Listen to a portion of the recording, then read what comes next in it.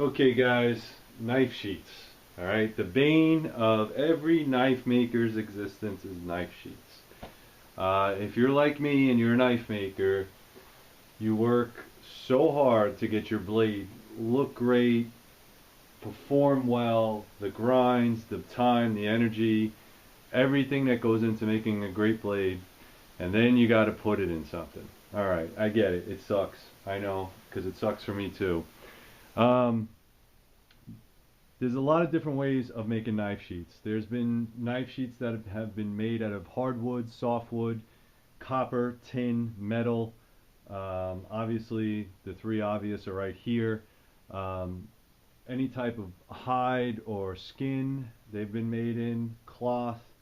Um, I'm just going to stick with the three basics that most people in this century would probably come across, which is leather, some type of synthetic nylon, or Kydex.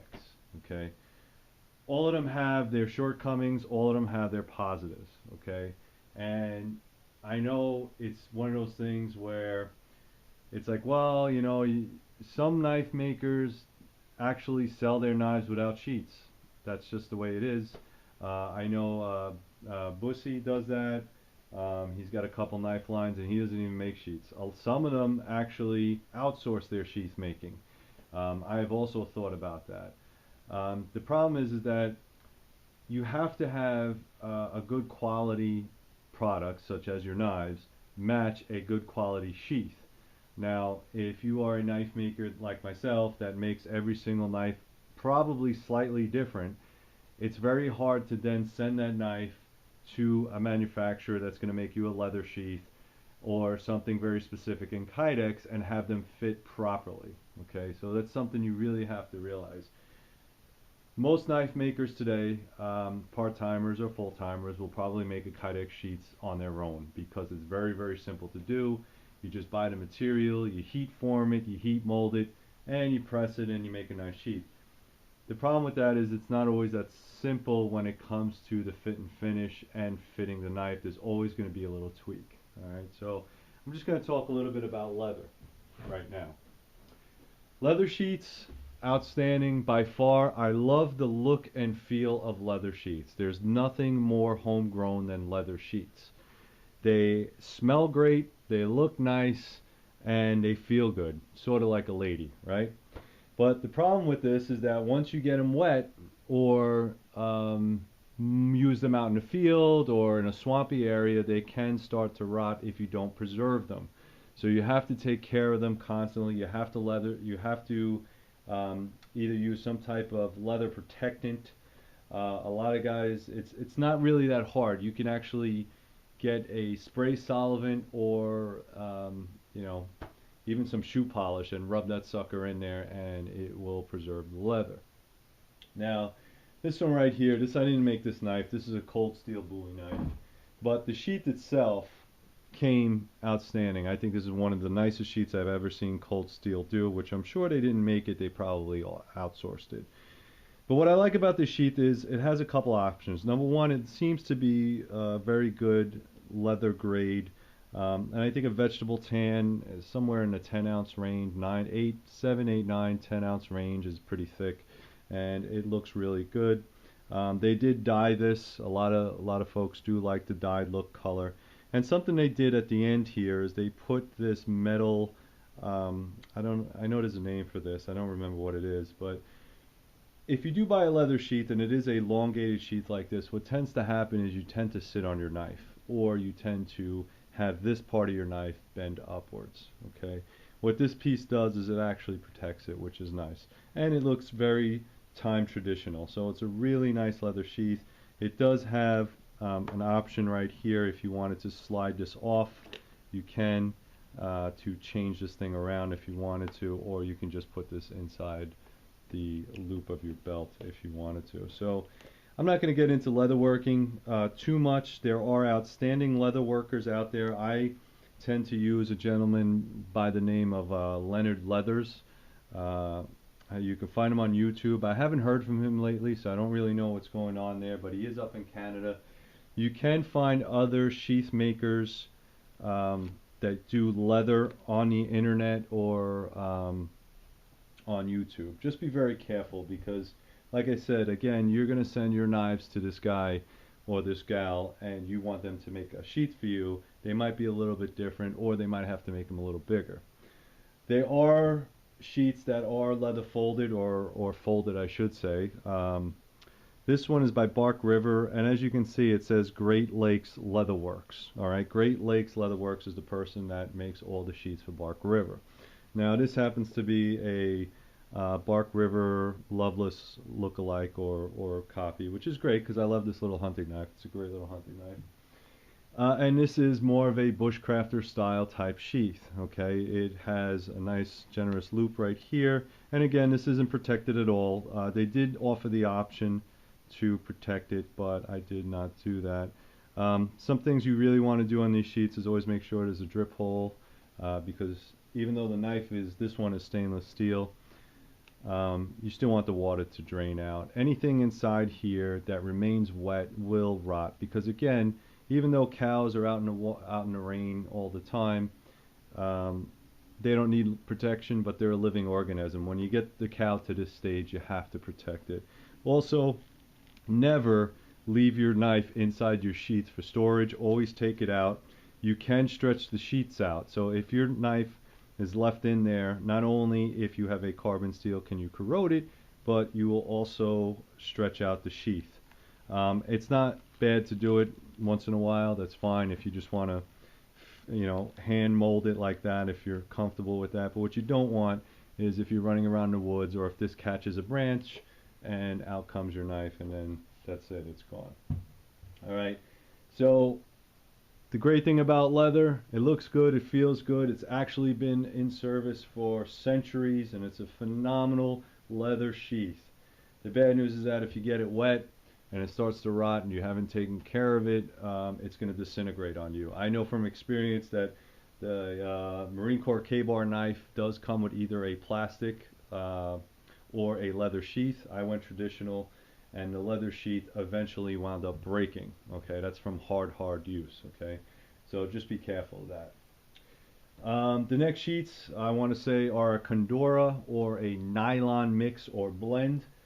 This one is a very good one. I think Spec Ops makes this. One of the things that I like about these is they have a lot of cool options. This one happens to have a pocket for survival gear or whatever. It does have some drawstrings on the side. It does have a MOLLE capable, so if you wanted to either connect this to your MOLLE vest right here, or if you wanted to wear it on your belt loop, you can. So these are excellent if they're made well. A lot of the aftermarket ones are not made well. Case in point, I have a couple here that are, they're okay. I bought these at one of the knife shops. This has a plastic button, which I really don't like. It has a lot of Velcro, which I really don't like. And the insert itself is sort of a general insert, and it's not really that great, as you can see. This one I kind of took apart to see what it looked like. But without the insert, this knife is just basically a pocket. And as you can see here, take this knife out. This insert is what keeps the knife from falling out or from rattling. So this one is made very hard plastic, and it's screwed to the inside of this knife sheath, which is a really good construction. I highly recommend these sheets. I think they come in small, medium, large. This one happens to be around a $30 mark. All right, so it might be a little bit expensive. It does have multiple adjustments for the type of knife that you're going to put in there. Okay, so again, nice knife sheath. I like it. Again, there are some shortcomings to this. I'll get into that in a minute. This happens to be the, I think it's the Woodsman, yeah, Tops Tactical. This is the Ron Hood, yeah, it's a Ron Hood Woodsman. The Hood's Woods, I think it's the Anaconda or something like that. I forget what name it is, but it's a great knife. But Tops does this a lot. Tops has this sheath and actually has multiple items that you can put inside here as a little survival pocket. Again, MOLLE latching. You can use a belt with this as well, or you can tie it to your rigging. So if you wanted to pull this over like this, you can do that, and you can tie it to your rigging. and it also comes to a leg strap. What's good about these, different colors. If they're done correctly and they're sewn double stitch and it's heavy Condora or that type of thing, these work pretty well. Again, the problem with this is eventually, if it's not taken care of, it will get a lot of water and wear on these knives. I'm sorry, on the sheets themselves, and they can come unraveled and become a mess. One of the positives on these is that some of these knives, and I'm not just picking on tops, but some of them are only going into the sheath one way, as you can see here, meaning they're not bidirectional. It's only unidirectional. So you can see it fits in that way very nice, but it doesn't fit in this way. I don't know if that has something to do with the tanto point or not. That's a positive if you are right or left-handed. Okay, it's on a knife like this. It might not make a difference if you're going to put it on your chest rig, but you can wear it on your left or your right side if you want to cross draw. Kind of depends on where you're going with your knife and how you want to wear it. I do not like Velcro only. I think that Velcro, after a while using it in the field, and you won't see it on this one because I haven't used it, but twigs and branches and stuff get caught in here. Dirt gets caught in there, and then the Velcro stops working. And someone will mention it, so I'm going to mention it again. Velcro makes a lot of noise at night. You know, that's one of those tactical things. Never really bothered me. But a snap makes it very secure. Okay, this snap right here makes it very secure. And if it does actually unsnap, you'll know right away. You can hear it. Again, this is a very good product, but shortcomings. Again, if they get wet, Velcro wears out. This knife is probably way too big to put on any type of molly. I don't know how big your body is, but this is going to be a very large knife to put on your chest. I would probably put that on my pack, which in that aspect, it would work excellent on that, or wear it by my waist. Color code, you can get them in green, camouflage type, excellent piece of gear. Not a problem there. But again, it's really what you're going to use it for. I like these. I don't love these. It just really depends on what knife I'm using and what I'm using it for. Last but not least is the Kydex. All right, all the Kydex that you see here I made by myself. I am not the best Kydex knife maker in the world. There are plenty of guys out there that are way better than me. I think Gavco actually started making Kydex sheets before he started making knives, and he was excellent at it and still is really good at it. I think Armadillo Sheaths is another guy that just all he does is make sheets, and he's awesome at it. Now here's the thing with Kydex. Kydex is a great material. You have to heat it up. You have to get a press. You do need some type of way of heating it up. Some people use heat guns, torches. I actually use a heating tray, and just be careful because I have burnt plastic that way as well, so you don't want to keep it in there for too long. You can also use a toaster oven if you're comfortable with that. I just like to keep an eye on it. I don't want to burn too much plastic. Some of the things you need to know about this: Kydex is excellent because it's waterproof. You don't have to worry about it. If sand does get inside here and it does stick to the plastic, you have to wash out your sheath or you will scratch your knife up. There's really no way around it. If you are going to home produce or produce your own Kydex sheets, you will have to get the attachments first. I highly suggest you get the attachments. This one happens to be a Tech Lock, and I always use the washers in here for flexibility. Once you put this on your belt, you want to give it a little bit of flexibility. Something this big, I might not put it on my belt. I might put it on a pack. The holes themselves are all done by the maker. Get a drill press, put them in there, and put the grommets in. I do have a bunch of videos showing you how to make this, and if you don't want to watch mine, there's plenty of them out there. It's very simple to make Kydex.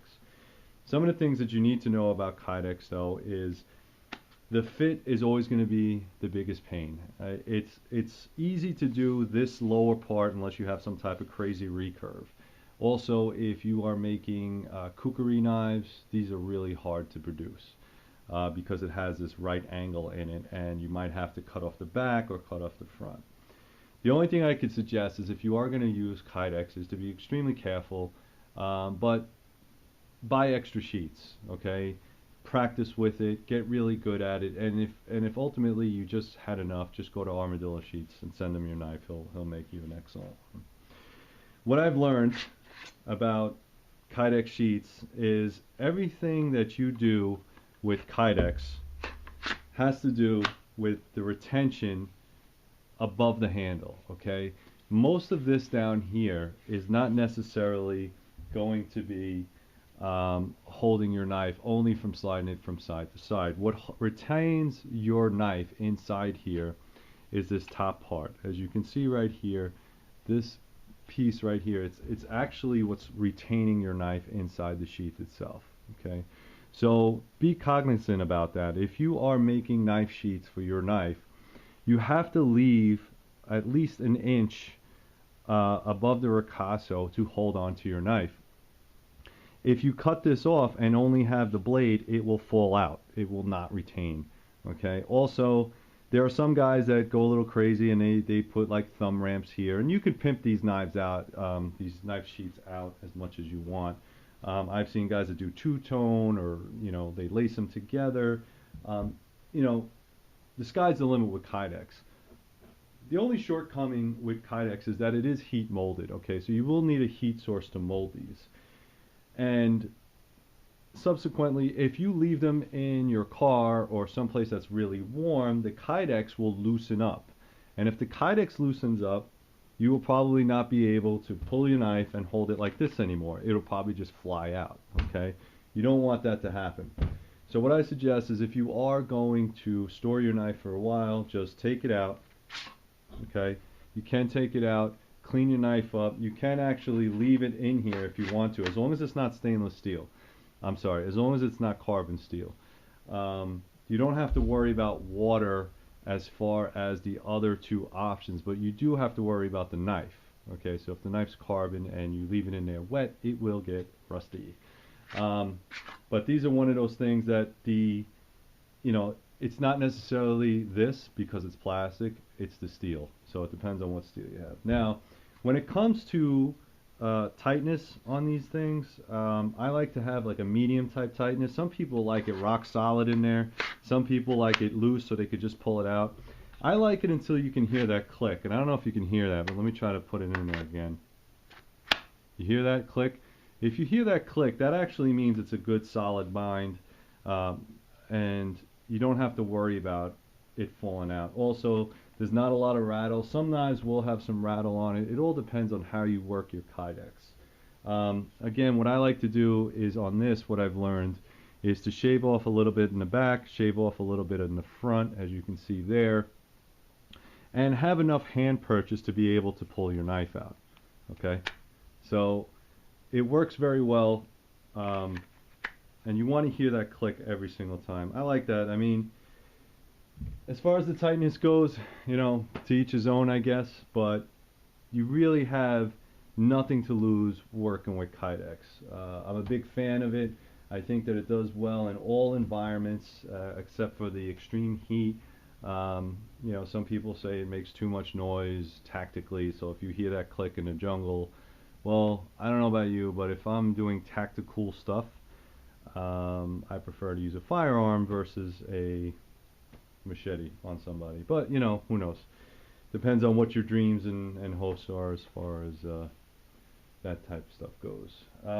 Like I said, there are different options. If you want to use a molly strap or clips or hooks or paracord, you just got to kind of work with it yourself and see how you feel about that. All my knives will come with Kydex. I usually sell all my knives with Kydex and different colors if you want. There's multiple colors of tactical colors or orange or something like that. And if I have it, I have no problem selling it to you like that. So that's pretty much it. I just want to give you guys a little tutorial on sheaths and sheath making. If you're interested in how to make these Kydex sheaths, you can go look back in my video and I will you know, you can find it there. So that's pretty much it. Thanks, guys. Go to threeriverblades.com.